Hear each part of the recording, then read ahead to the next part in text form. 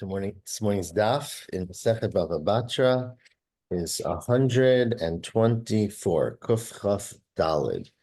And we are a little behind, but we'll catch up, I hope, because it's actually a pretty short daf, well, relatively short. And we're going through this, parak, a very fascinating and exciting parak of Yesh Nochalim about Yerusha. And we got yesterday to start discussing some of the logistics of a Bechor. If you recall, one of the important details of a Bechor, our mission introduced this concept that a Bechor only inherits from a father's portion, but not a mother's portion. And we debated what exactly was going on in the Mishnah. But one of the things we mentioned along the way, we discussed yesterday and before, is that a Bechor is not Yoresh in Ra'oi Kibamuchsak, which means that something that the father has in his possession when he dies, a double portion of that goes to the Bechor. But something that is owed to the father that is not yet in his possession, it does not go to the Bechor. Let's say the classic example was a father who had a father who was alive, so grandfather was alive. When the father died, it was known that at some point the grandfather is going to die, and when the grandfather dies, his property will go to his son who is deceased, and through his son to that son's heirs. But still, even though it's known that that's going to happen, since it didn't happen yet, when that ultimately happens, say 2 years later, the grandfather dies and leaves, $1,000, a double portion does not go to the Bechor, only a single portion, because that is what's called Ra'ui. That is what is going to come, but is not yet in the possession.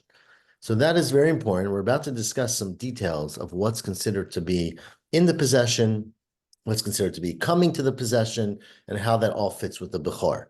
I'll just remind you, and we'll get to this again tomorrow, but it's important to note that there's one other case where we talked about Ra'oi and Muchsak, and that was with a husband inheriting a wife. If you recall, although a child or other relations will inherit even that which comes afterwards, we said by a husband, at least there's a machloket, but it's said by a husband that he inherits his wife, whatever she has in her possession when she dies, but not which comes to her later. Meaning if a woman is, let's say, the only child of a father, right? And she dies, eventually when her father dies, her stuff will go to her. That does not go to her husband if she's dead, because it only goes at the time of her death. Again, the same idea of Ra'oi Kibamuchsak. And that's going to come up very relevant as the Gemara goes forward, as we compare these two cases of a husband and a wife and a Bechor, both of whom do not get that which is Ra'oi Kibamuchsak, according to most opinions. We're actually going to have different opinions today. So says the Gemara now, with that introduction, we learned earlier with Benot Salav Chad that they got three, according to one opinion, they got three portions. And right. One of them was the Bechor from their father, which came to them from Chefer. Right. So say the next thing. What's the next thing? We said many, many times already that what we learned from there is that Yerusha and Eretz Yisrael is already considered to be Muchsak, right? That unlike every single other Yerusha, that which is guaranteed to you in the land of Israel, it's as if you already have it, even though you don't have it yet. So that's an exception. And that's what we talked about that many, many times before. But obviously in every other case, they would not get that which was not their father's at the time of his death. Okay, says the Gemara now. Tanu Rabbanan, second to last narrow line. Welcome back. After the Chag, Tanu Rabbanan, we are on Daf Kuf Chav Gimel Amud Bet, the second to last narrow line. Last one now. HaBechor notel pishnayim. Now a Bechor, a father dies, father's a Kohen, he dies, he leaves to his son double in the gifts of the Kohuna. Remember, when you slaughter an animal, you have to give the Kohen different portions, the Zeroah, the cheekbone, the arm, the Keva, which is the stomach. The Bechor gets double that. Let's say the father dies, and in the fridge, you got a big, roast, rib steak. The Bechor gets 2 portions. The other sons get 1 portion. So the Bechor gets pishnayim, bizro, b'lechayim, b'keba. And furthermore, b'muktashim, that which is hektish. Let's say the father died and he had a carbon or he had an animal that belonged to hektish. The Bechor gets double of that. Now we're going to ask in a second, what do you mean double? It goes to hektish. And this is where it gets really complicated. The value that the nechasim went up after the father died. So if the father died and had a piece of land that was worth $1 million, by the time they came to split the estate, it's worth $1.5 million. This Braita says that the Bechor gets double that extra portion. Well, that we're going to see is a little bit questionable, because why does he get double if it wasn't there at the time that the father died? Ketzad. How do we understand that? Says the Braita. Let's say their father left them behind a cow that was rented out. Now, Mechrechet is like sharecropping, right? A person would own a cow. There's a poor farmer who doesn't have a cow, and he says, listen, if you give me your cow for a month, at the end of the month, I'll give you back your cow, and I'll give you half the crops that I grew with the cow, or half the work that it did. So the father gave the cow out. The cow is supposed to come back a few weeks later with $1,000, right? The father dies. Says the Braita, that $1,000 that the cow comes back with is considered to be the father's, even though it didn't come till after he died. And we're going to see because it came mimela. There's no investment from the estate. There's no future. You didn't give up anything to get that. It was already in process. So if you have a cow that's muchrechet, which means it's rented out, or muskeret, which is literally where they pay you money. So instead of getting half the profits, you get, I'll give you $1,000 to rent your car for the month. Then that money, o afar. Let's say you've given over your sheep to be grazed in the afar, means in the swamps, and v'yalda, and the sheep gives birth. Now the sheep gave birth, or the cow gave birth, after the father died. But the fact is that you didn't do anything, you didn't invest anything. It happened, quote unquote, naturally, right? That's what happens with births with animals, and so therefore it's considered to be already the father's, and double portion goes to the bechor. Bechor notel pishnayim. However, avol banu batim natu kramim. If the father dies, he leaves an estate, and they build houses or they plant vineyards, meaning they give value to that estate, and it goes up in value. The bechor doesn't get double of that increased value. Oh, eina bechor notel pishnayim. Okay, that's the Braita that we're going to evaluate for the next few lines. Ask the When did they do the building? Before after the father died? After the father died, yeah. Well, then it's irrelevant. Why is it even a question? Because it's not irrelevant. I mean, it is true. You're right, but we're saying a point, obviously. But I just clear out they didn't divide the estate yet, right? The father died. It might be a year till they arbitrate the estate. So in that year, the estate took $1,000, planted a field. A year later, that field's worth $10,000, right? Which happens. So the question is, now that you're dividing the estate, maybe the bechor would get a double portion in that shevach, and that improvement. Says the Braita, he does it, which is our. But it's a estate is essentially available for evaluation the moment he dies. The fact that they waited longer is irrelevant. That's what you're saying, but I don't know if you're right. I mean, the Gemara agrees with you, but I don't know that you could say that that's not an important point to make. I mean, you're correct, but maybe it only matters when you divide it. Until you divide it, it's the father's, the nebulous father's estate. But either way, you're right. I'm not saying you're wrong. It's just that I think you could look at it other ways, which is why the Gemara is telling us this chiddush. Now, ask the Gemara, what do you mean that if the father died and he left over these matnot kuna, these gifts that you give to Kohen, the bechor gets double? If it came to the father before he died and it's sitting in his refrigerator, pshita, of course the bechor gets double. I mean, that's like any other thing in his house. If it didn't come to the father, meaning the father didn't get it before he died, but the guy shows up 2 days after the father dies, says, okay, I brought this big gift for your dad. Where is he? Turns out he's dead. Then that's ra'oi. At the time he died, it was not given to him. It was going to be given to him. So why would the bechor get double? Ra'oihu, it's a future thing. A bechor does not get double in that which is potential, like that which is already given to the father. Says where it's talking about a very unique case where there's makirei kuhuna askinan. We've talked about this before. There's a makirei means you're familiar, you're comfortable, you have a habitual kohen who you always give it to. The case might be, as Rashbam says, maybe there's only one kohen in town, right? So it's a small town. There's 10 people in town, 15 people in town. There's one kohen, right? Which of course happens, and everyone gave their gifts to that kohen. So therefore, the assumption was that the second you slaughtered the animal, you were going to give it to the kohen. Now it turns out before you gave it to the kohen, he died. But says the Gemara, what happened is the ashchit b'chayei. You slaughtered the animal, the owner of the animal slaughtered it in the lifetime of the father. And so at that moment, his intention was to give the Saroa, the Chayim, and Kebat to this man, right? Even though he didn't until he came and the man was not alive. Because Savar, the Tana of this Braita holds that Matanot Shlo Hormu, gifts that have not yet been gifts of the Kohen, that have not yet been separated, are Kimishu Hormu Damu. It's like you already did it. And so it's a special halacha with Matnot Kuhuna that since it was assumed or given to one person, that even though you didn't physically give it to them, from the moment of Shechita, it's considered to be his. He died 2 days later, but since it was his when he died, it goes double portion to the Bechor. Okay. It goes to the Kohen. How does the Bechor get any part of this? The Bechor is the son of the Kohen. Oh, it's the son of the Kohen. Oh, I Yeah. thought it's the son of the, he's saying the son of No, the, no, no. The Bechor is the son of the Kohen. Says the Gemara, Muktashim, what about Hektish? You say the Bechor gets double Hektish. Lavdi Dehu, what do you mean he gets double Hektish? It's not his. Hektish belongs to Hektish. What do you mean he gets a double portion? Says Gemara, no, no. Hektish could belong to the owner until it's given to Hektish, Bekachim Kalim.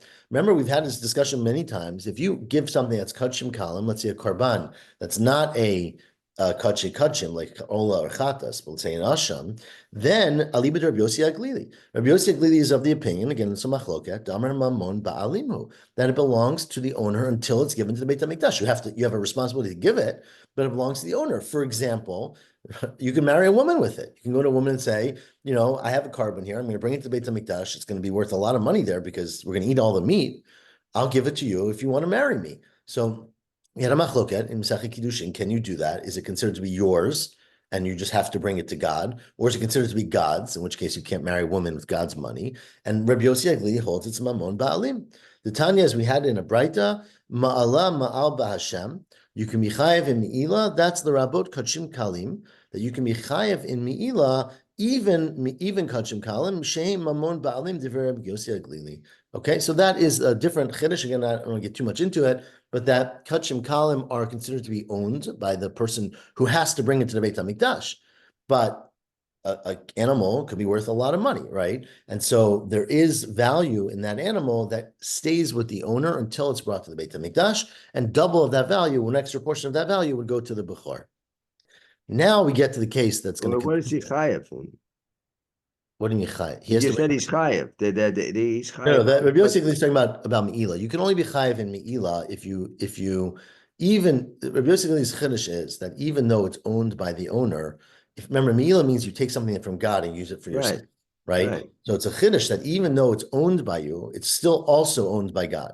That you can be chayav Me'ila by kachim kalim, even though it's mamon ba'alim, and therefore you think you can't be chayav Me'ila. Says Rabbi Yossi, there's an extra pasuk that says that in fact you can be chayav Me'ila because a portion of it or a section of it or some spiritual part of it is owned by God as well. So again, if he uses it to Makadosh and Isha, then isn't that Me'ila then? If he's taking the part that belongs to God? Because you're not, as long as you're not taking it out of its function, right? If you say to the woman, here, take this and go home with it and eat it, might be Me'ila.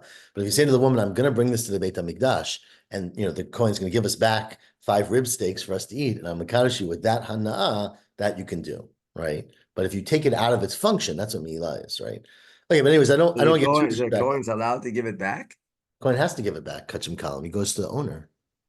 Oh, right. Kachim Kalim, remember, Kachim stays. But anyways, the Kachim Kalim has some of it, not all of it, right? Some goes to the Kohanim, but some definitely goes back to the owner. The third case is the one that we're going to now really focus on, which is the case of, again, a man dies. He leaves behind, $1 million. He's got 3 sons. One is a Bechor. So the halacha is that you split, instead of splitting it 3 ways, you split it 4 ways. The Bechor gets 2 portions, in this case, 50%. Each other son gets 25%. Okay. Now, the question is, what about value that estate went up after the man died? So we said, let's say it was worth $1 million when he died. A year later, you come to settle the estate and it's worth $2 million. That second $1 million does not split the same way as the first million, right? It's split equally, a third, and a third, right? So not 50, not 2 portions from the Bechor and 1 for everyone else.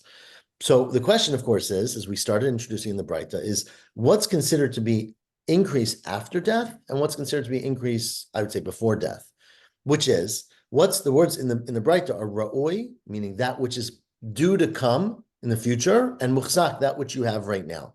So the first rule we're going to say, we have many different rules here. The first rule that we seem to say from the Braita is that it's not true that all the improvement that happened after death is not subject to Bechorah. Right? Some is. It's just that anything that went up in value due to the investment of the estate does not belong to the Bechor. But anything that went up in value mimela, meaning on its own, that is due to the Bechor. Because even though it wasn't there when the father died, it was coming and no one put anything into making it come, so it's considered to be already there. So the example we gave was where, let's say, a person had a cow, and 5 days after the father died, the cow gave birth. That fetus, that Vlad, is considered to be part of the cow, say part of the estate, and a double portion does go to the Bechor because no one did anything to make that give birth. If it was a case where you had to feed the cow and you had to mate the cow, whatever, then that would be different. So let's read inside and go through some of these cases. Continued the Breita. We are 5 lines from the bottom, middle of the line. Haniach lehem avihen para. If father leaves behind for his children a para that's muchrachat, a rented, like a sharecropping cow, right? Or muskeret, biyad achevim, or it's rented. So again, the difference is that muchrachet, you get a percentage of the produce or percentage of something, and muskeret just means you get cash, right? But basically, you gave your cow, the father gave the cow, the guy's going to bring it back 30 days later. At the end of 30 days, he comes back and he pays the money. That money, because the estate did nothing for that money, because it came from an arrangement before, is considered to be the estate's, and the Bechor would get pishnai. So if you have a para muchrechet umskeret biyad acherim, oh shaita ro'eba afar, or you have animals that are out grazing in the afar. Afar means like I don't know how they translate it in someone's English, but the swamp or in the fields, right? Meaning it's not being fed by someone. It's just being out in sort of public lands. So really no one is investing in this except for the shepherd. Then V'yoldan, he gives birth. Then Bechor Notelba Pishnayim. Then the Bechor gets double in that increase that happened after the father's death. Now, first of all, says Gemara, these two cases are I don't understand the sequence of the case, because look, Hashda Muchrechet Umiskeret, right? The father gave his cow out to be rented or to be used. The Lav Bershuta Demara Ditukani. It's not in his possession anymore, right? It went to somebody else. And still we say that when it gets returned to the estate, the Bechor gets double. Amrit, Shakel, that the Bechor gets a second portion. So certainly a shepherd, not shepherd, a grazing cow, Ro'eba a farmi boy, certainly in that case, you didn't even give it over to somebody else, meaning you didn't rent out your cow. It's still yours. It never left the father's estate. He gave it to a shepherd to watch. He's going to pay the shepherd something. The shepherd doesn't own the sheep that they're watching, right? The shepherd is just a watchman. And so certainly in that case, you should get Pishnaim. Why do you have to tell me if you give it to someone else, you get Pishnaim, and if you keep it yourself? It seems to be not a chiddush, right? Says the Gemara, you're right, it's not a chiddush. But hakamashmal, and the chiddush of the Breita is the muchrechet umuskeret, that even when you give it out to somebody else as a rental, that is similar to when the father kept it himself. Dumya diro eba afar. It's similar to the case of just being given out to a shepherd.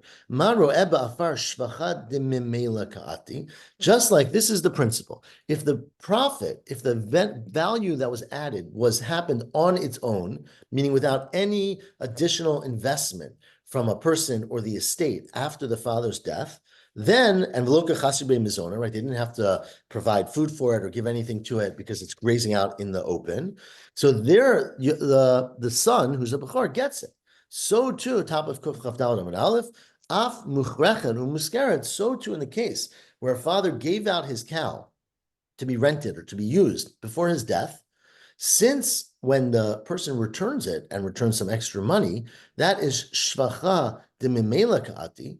That is value that on its own, meaning because the estate didn't have to pay for the food, right? So since there was absolutely no cost and no investment from the estate, from the children or the estate that left behind, that's considered to still be the property of the father, even though he's dead when it happened. And when it's finally returned to the state, which could be 2 years later, right? It's not, no one said it had to be 30 days, to be clear, right? You could rent out your car or your cow for a year. At the end of a year, someone shows back up and the father's been dead for 11 months, right? But nonetheless, the fact is that the state had not invested anything in this. And if the person came back and returned $1,000, that's considered to be $1,000 that was in the possession of the dead father. And a double portion of it would go, or a second portion would go to the Bechor. So that is the opinion of the Breita. Now ask the Gemara. So if they rent out a house, we had this discussion earlier. If someone's renting a room in the house or a room or he's renting his house, and we had a discussion whether payment is by the month or payment by the whole year. There was no discussion whether it's a leap year or not a leap year and so forth. So by this same token, if we say that the payment is for the full year and the renter agrees to pay, I'm going to pay you the end of the year or the beginning, let's say the end. So that entire money, because it's already established from January 1 till, or whatever your Hebrew month, doesn't matter, Nisan, till the next one, that it would seem that all of that money that would become due at the end of the year would be subject to the laws of Pishnayim for a Bechor. So potentially, it's a little more complicated, partly because it depends on what the investment is, right? So one of the interesting things that the Tosis points out is that we're talking about an animal here where you didn't actually do anything to make the animal more valuable, right? Meaning, if you built houses on a property, right? Let's say I said to someone, you can take my property, you can build whatever you want on it. I'll get 50% of what you build, right? You take the property, you develop it, you give me 5 free houses, and you can keep the rest. So that's not so simple because there even though no one did anything, you actually you did something to improve the property.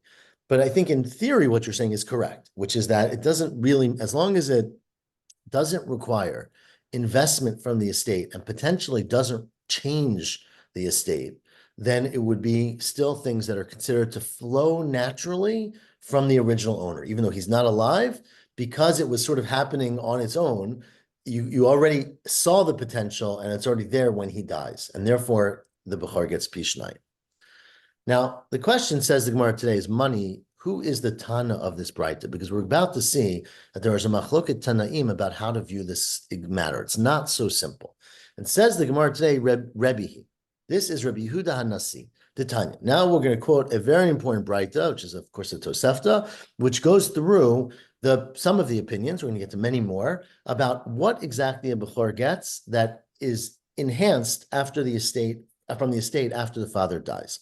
So says the Braita, Eina Bechor notel pishnayim b'shvacho b'shevach sheshvacho nechasim lachar mitat aviham. Pretty straight rule. The father, Satana Kama, the father does not get, the Bechor does not get double portion in any improvement, any value that the estate increased after the father died. Okay, this implies, and we're going to discuss it more, that even all the cases we just mentioned, he would disagree with that. That nothing that went up in value, you take a snapshot, what was the value on the day, at the moment the father died? That's what the Bechor gets Pishnayim. Anything that increased after that, even if it happens on its own, even if a Vlad gives birth, let's say, it's not considered to be the Bechor's Pishnayim. Rebbe Omer, now Rebbe, who we're going to say is the author of the previous Braita, says, Omer Ani, you know what I say? That Bechor notel Pishnayim b'shevach sheshivchu nechasim lachar mitat avihem. I disagree. I think a Bechor gets double in any value that the nechasim increased after the father died, as long as it happened on its own. Avalo b'shevach teshpichu yitomim lachar mitat avihem, but not in any value that the orphans or the estate invested to make the thing go up in value.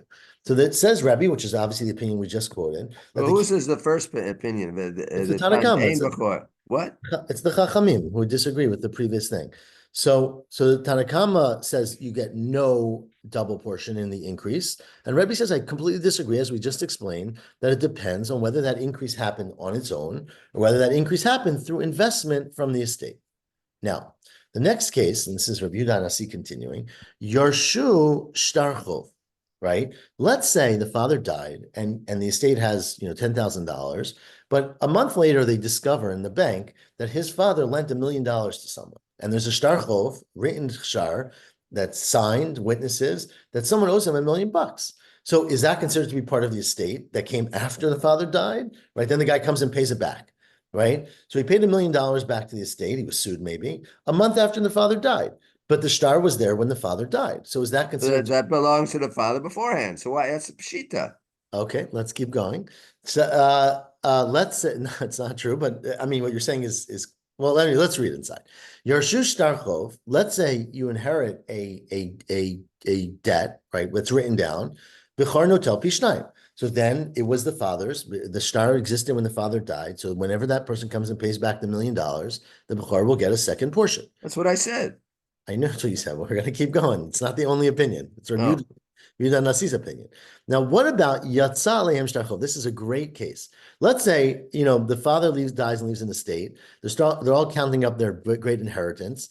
And of course, someone shows up to court and says, oh, by the way, here's a document that says I lent your father $1 million last year. So now the estate has to pay this guy. Says the Braita, of course, the Bechor pays double, right? Because he has a double portion in the estate. So Bechor notain pi shnayim. The Bechor has to pay double. There's no doubt, right? However, says the Braita, im amar eini notain ve'eini notel rashai. Let's say the Bechor says, I don't want a double portion. I don't want to have to pay you back. Let's say again, $1 million and there's three brothers. So Bechor would pay 500,000. Let's say the Bechor says, I don't want to pay you back, right? Then he can renounce his Bechorah, and he can't renounce his Yerusha, right? So there's no way to renounce a Yerusha.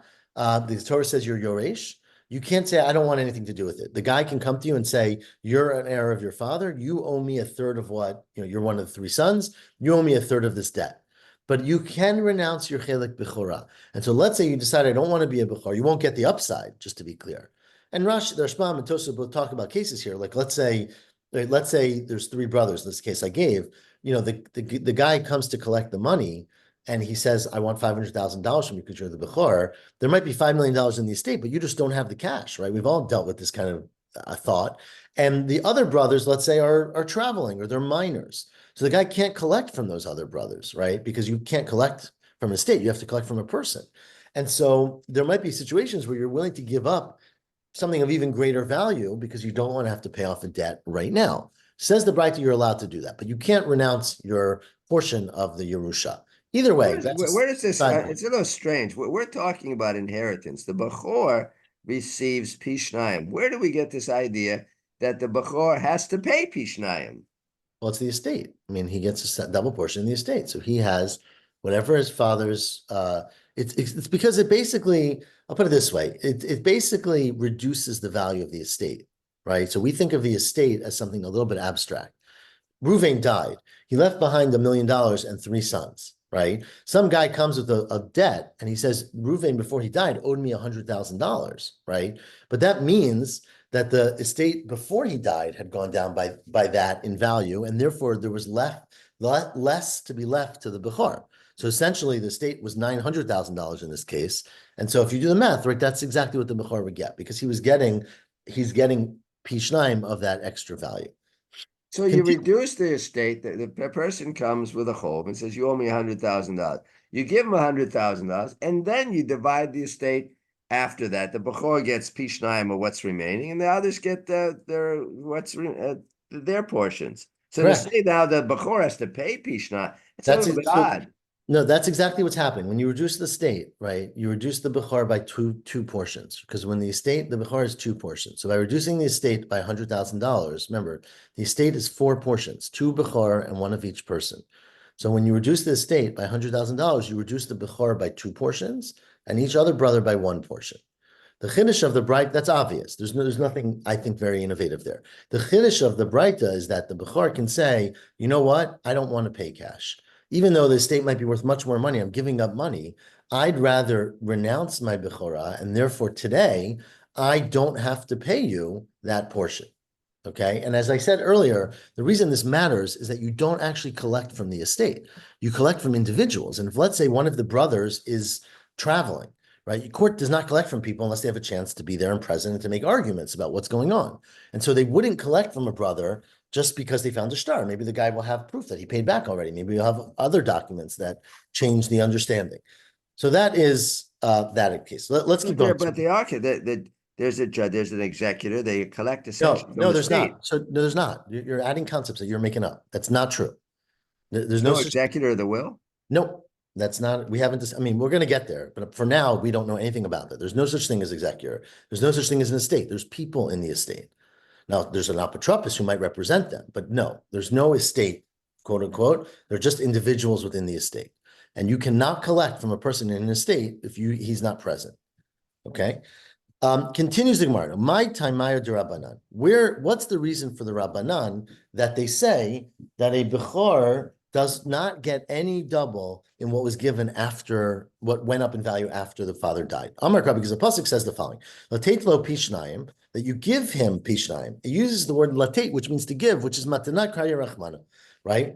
It's called, which is an unusual term, a matana, not a yerusha. And so it's telling you a special halacha that ma matana, just like a gift, right? A gift is not a yerusha. Adamatya liyadeh. You only get the gift basically once it's in your hands. So they can always change their mind. Av chelik bechora adamatya liyadeh. So too, the portion of the bechora is only what is in the actual hand of the father when he died. Things that come to him after death are not considered to be part of the bechora. And Rebbe Omer, now Rebbe says that's not true. I mean, I disagree because Amar Kra, the pasuk says Pishnayim. You get a double portion. Makish chelik b'chora, the chelik pashut. Your extra portion is the same as your first portion, just like your chelik pashut, right? If a person dies and leaves behind an estate that goes up in value after that man dies, it still is split equally among his sons. So just like the chelik pashut, afagav lo matya liyadei, a person's going to inherit the parent, the father, even though it wasn't in the father's hand, it was owed to the father when he died. Av chelik b'chora, so too the extra portion of b'chora, afagav lo matya liyadei. Ask the Gemara, what does each Tana do with the other Tana's pasuk? Rabbanan nami aktiv pishnayim. It says pishnayim in the pasuk. So what do the Chachamim do with that, which implies that the principal and the bechora are equivalent? Ahu the mitzvah le'acham mitzvah. That's telling you a whole separate halacha, which is that let's say, right, there's again 3 brothers, and the father dies and he leaves behind a great, vast real estate holding, and one brother says, "I'm the bechor. I want 2 fields that border each other." Right? And the other brother says, I don't care. Those are the best fields. We want one of them. You can have field A and field D, right? You don't have a right just because you get 2 portions to have ones that are next to each other. Says the Rabbanan, you do. The word pishnayim tells you that your double portion is double, meaning you can demand that you get portions next to each other, not scattered around. So you're allowed to get portions achad mitzvah, which is important, and a whole separate halacha. The Rebbe nami achtiv latetlo. Asked Rebbe, what about the fact that it says latetlo, which makes it sound like there's some aspect of this bechorah which is a gift. Ahu shem amar, that is fact, says Rebbe, is my source. That if the son says, Aini notel ve'eni notein rashai, that if the bechor says, I don't want to be the bechor, I don't want the second portion, and I don't want any responsibilities that go along with the second portion, he's allowed to. Because the actual Bechora is also a gift, and you can say no to a gift. You can't say no to Yerusha, but you can say no to a gift. Okay, so that is the Braita that talks about the Machloket Rebbe, which was the Braita we had earlier today, really yesterday's daf, and the Rabbanan. Says Rav Papa, I just want to be clear, we're not done yet, so don't get too excited. There are going to be many more sub-details of this machloket, especially as regards to these loans, right? Which is what you brought up earlier. So a shtar chov, how do we view a shtar chov? You said it was obvious to you, which I think the Gemara agreed with so far, that a shtar chov is considered to be in the father's possession. It's not going to be so clear as we get on, right? And we're going to keep discussing those details today, but also more tomorrow. But says Rav Papa, let me give you some examples that will sort of illustrate this. We are 5 lines from the bottom of Kuf Chaf Daled Amud Aleph. Says Rav Papa, let's say a father dies and there's a dikla. There is a palm tree, the alim, and the way trees happen, right? A man dies, doesn't stop the ground from growing and trees from growing. The tree gets, alim literally means stronger, I think, or bigger. So it's more valuable.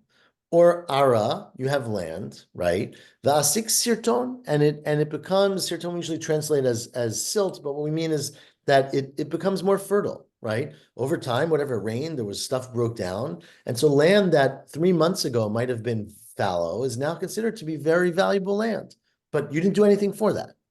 So everybody says, Rav Papa, even the Chachamim, who say that it's only the value at the time the father died, that they did not mean that you don't get double portion in this value, because this is just the natural what happens in a tree. It's considered to already be there. Ki pligi, when the Chachamim say you don't get the value that was increased, that was, let's say, chafura. Let's say you had a field that was chafura, which means that it was like dug up. No, chafura means like animal feed, essentially, meaning it was Chafura means to dig up the right. But here chafura means that it was stuff that was growing that are shachat, as Rashbam's word, meaning that the early shoots that come out that are not edible by humans yet, but are edible for animals. So the field has shoots of grain, let's say, or barley, the havi shuvli, and then it becomes shibolim, it becomes regular grain. Right? Again, you didn't do anything for that. You planted it, the father planted it before he died. When he died, there was some grain on the field, but it actually changed in character. So unlike a tree that got a little bit wider, this actually changed from animal feed to human food, which is obviously much more valuable. Or shalafufi, which is the same sort of thing. Shalafufi is like flowers on the dates, so meaning very, very early immature dates that are not edible, at least not by humans, and are not valuable, vahavi tamri, and they become mature dates. right? So, or any fruit you could think of this way. The Mar Savar, in that case, the Chachamim are of the opinion. Sorry, the Rabbi Yehuda is of the opinion that Shvacha de Memela. This happened on its own. No one invested in this. No one watered it or planted it. It just happened, right? And therefore, the Bechor gets Pishnayim. Umar Savar Ishtani. Chachamim say, well, there's a qualitative difference. It went from being uh, um, a bad thing, something unedible, to something edible. And because it looks different and it is different, that's considered to be a shvach that changes the status, and the Bechor does not get double of that. But the person didn't do anything for this. This was the Correct. natural growth of the plant. Correct. Remember, the Chachamim say it doesn't matter. Rebbe says that's what matters, and therefore the Bechor gets it. The Chachamim say it doesn't matter if it's natural. It matters if it changed. If it's changed, then it does not belong to the father, quote unquote, and therefore it was not considered to be muchzak, and you don't get a double portion. And says Rabbi Bar Bechana Bar Bechia, the last Well, you line. could say that by a house too. I mean, if the house collapses, or if the house a tree goes to the house, and I mean, there are a lot that could happen too. And Yeah, so you can say that. Say it. Says Rabbi Bar Bechana Amar Rabbi Chia, the last line. Asa different Rabbi. We have a halacha. This is also a very interesting halacha that we're going to get to in Sanhedrin. That generally, if rabbis make a psak and they make a mistake in something that's considered to be Devar Mishnah, something that is clearly the halacha, they are responsible. You can sue the rabbis, or you can sue the court for malpractice if it was a clear-cut thing. If it was a debatable thing and they went like one side over another, that's their right and their judgment. But if they did something against a clear halacha, then the judge actually the case gets reversed, then maybe the judge has to pay. Either way, says Rabbi Bar Bechana Rabbi Chia, in this case, it's not clear what the halacha is. So if you do like Divrei Rabbi, if you pass like Rabbi, asa, that's okay. If it's Divrei Chachamim, asa, meaning we just don't know, right? Because why? Turn the page. Because misafkale, we have a doubt whether the halacha. Now remember, there's a principle that the halacha is always like Rabbi Yehuda Nasi against other people because he was considered to be whatever the authority. But that was only against individuals. And we weren't sure if he also goes against the Rabbim, the Tanakama, which is an unnamed Rabbim. So he was unsure. Rabbi Michavero, right? Rabbi, halacha is like Rabbi against his friends, meaning against individuals. That's agreed by everybody. But it wasn't sure if it was lo mechaverav, but not when it's plural, not when it's many. Oh, or maybe the principle is halacha Rabbi mechavero va'afilu mechaverav. Halacha is like Rabbi, whether he's arguing with one person or many people. And he wasn't sure. We weren't sure about what the principle was. And therefore, we don't know the halacha here. Rabbi Yehuda Nasi argues with Tanakama, which is the Chachamim. We don't know who to paskin like, so it's up in the air. So a judge has their right to paskin either way, because that's how you view it. Now, but in the beginning, when there's the beginning of the Bright, it said Tanya. We learned the Bright. It doesn't say specifically Chaverim, or Chachamim. It doesn't say that. And you were saying, well, I asked you who is this, and you said the Chachamim. But often it says in a Mishnah, it says Reb Meir and the Chachamim Omrim. You say that, you see that in a Mishnah or Brighta. Here it didn't say that. Correct, but it doesn't have an individual name. So whenever it doesn't have an individual name, it's considered to be a Rabbim. Says the Gemara, Amar of Nachman Amarav, the third line from the top, Asur lasot k'divrei Rabbi. I disagree. You're not allowed to pass like Rabbi in this case, because Kasavra, obviously Rav Nachman, in the name of Rav, holds halacha k'Rabbi mechavero, that halacha is Rabbi when he argues with an individual, velo mechaverav. So not when he argues with many people, and in this case, since he's arguing with the Tanakama, which is the Chachamim, the halacha is not like Rabbi, and you can't pass like Rabbi. That's what Rav Nachman said in the name of Rav. However, Rav Nachman himself, not quoting his Rabbi Rav, Rav Nachman Tidei Omar, mutar lasot k'divrei Rabbi. Rav Nachman himself disagreed with that principle, and he said, again, obviously based on whatever tradition he had, that he held mutar lasot k'divrei Rabbi, because Kasavar, he held himself halacha k'Rabbi mechavero va'afilu mechaverav, and so therefore he held that it goes according to Rabbi. Now says Rava, who's a generation later, asur lasot k'divrei Rabbi. You know what? Says Rava, you're not supposed to go like Rabbi. But if you did it, it's okay.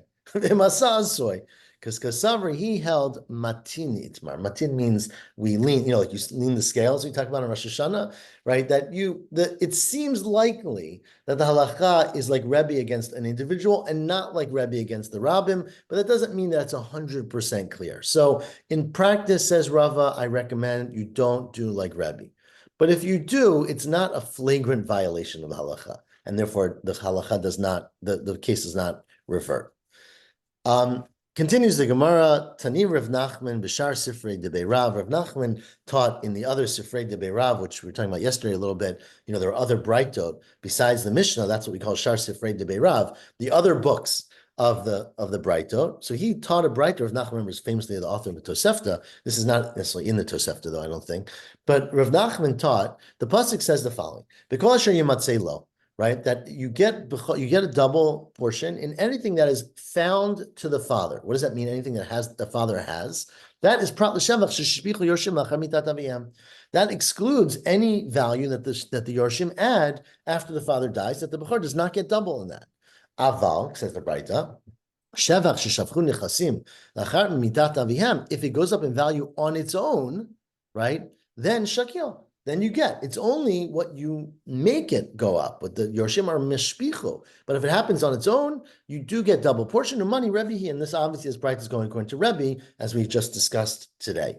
Now, so then that would go against that opinion that the flower changes its appearance or its during time. I mean, if it goes up on its, that goes up on its own. The date tree changes. Correct. That was the Rabbanan. Yeah, correct. Rebbe disagrees with that. That was explanation of Rabbanan. Correct. Tani debate. But it's funny though, because we just said that the halacha is not like Rebbe, right? We're not recording all these brightot that go like him. Tani Rami Bar Chama b'shar sifrei de Beirav. Now Rami Bar Chama also had different brightot from Beirav, and he said a very similar brightot. It says bekol asher yimatzei lo, everything that is found. Again, that excludes, says Rami Bar Chama, prat l'shevach sheshavchu nechasim lachar mitav avihem. In fact, you know what that excludes? Any value that the things went up on their own after the father died. And kol sheken shevach sheshpichu yorshim lachar mitat aviyam, certainly if it required investment from the yorshim, the lo shakel. So this Braita used the exact same pasuk to say a totally different limud, that anything that goes up in value, even if it happens on its own, it does not belong a double portion to the Bechor, umani Rabbanani, and this obviously this Braita is going like the Rabbanan. So that is so again, we just don't resolve it. So if the product goes down in value, is the Bechor losing? So what happens then? The opposite case.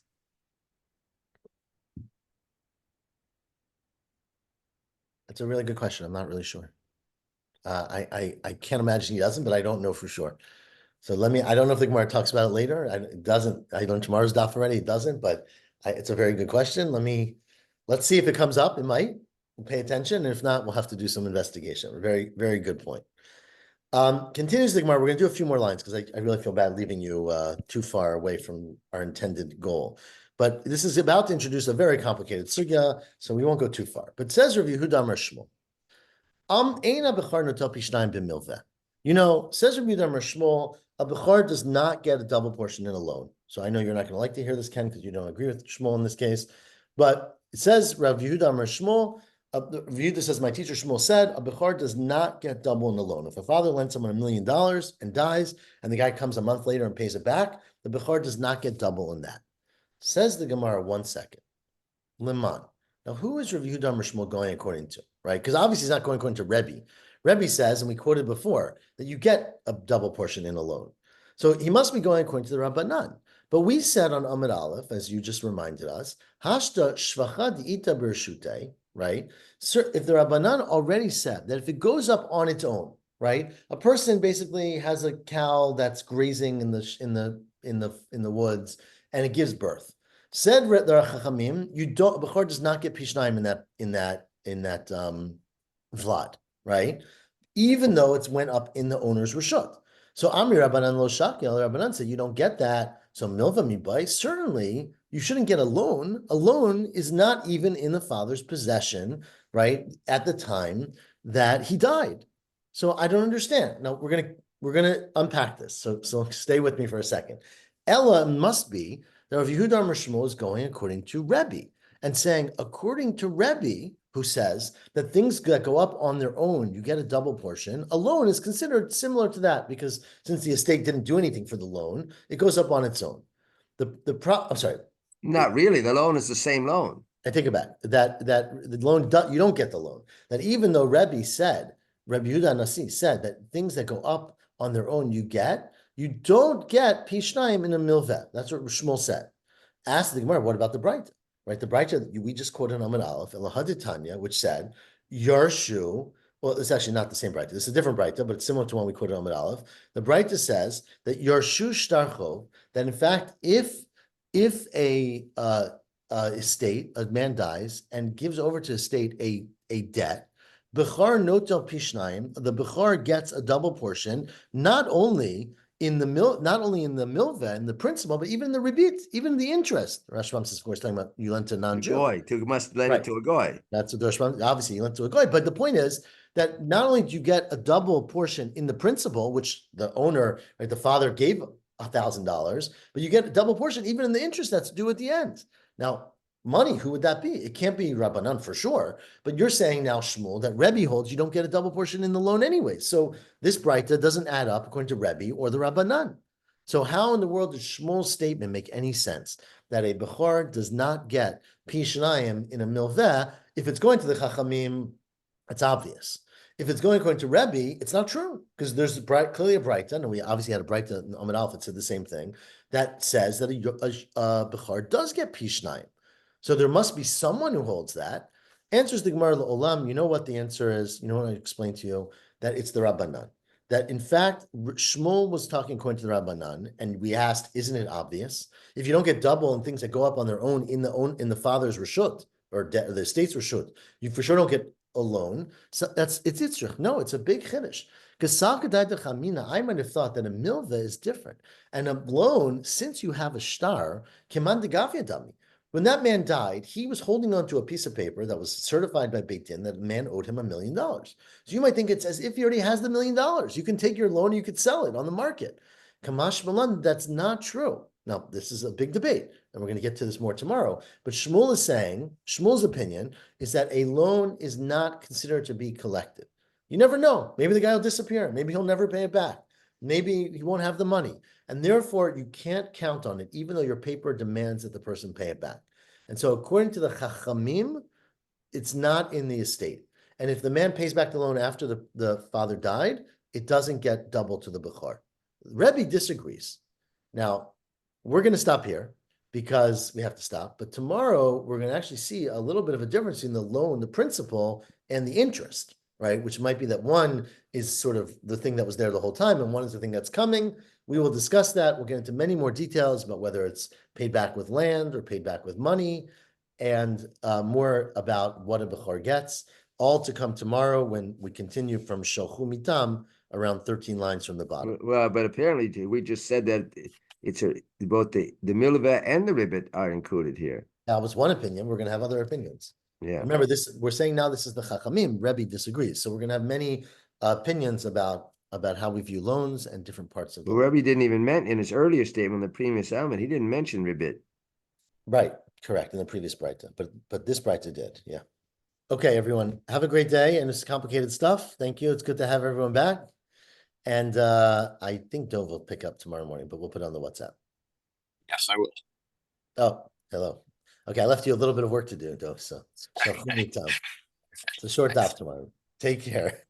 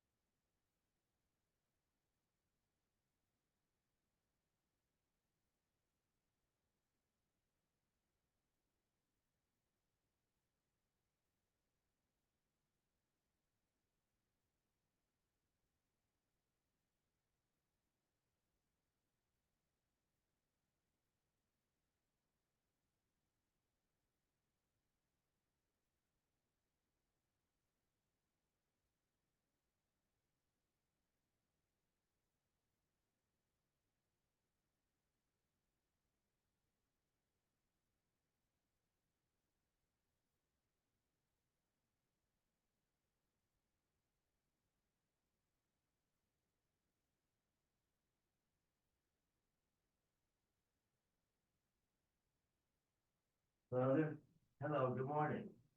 Good morning, you okay? I wanna go out for a little while to the synagogue, all right? You okay? You a little tired? Did you sleep during the night? Did you sleep? Yeah, help you out too.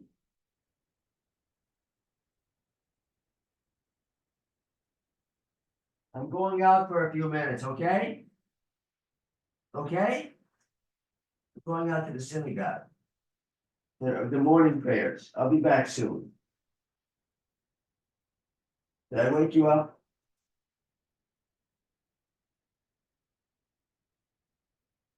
I'll be back soon.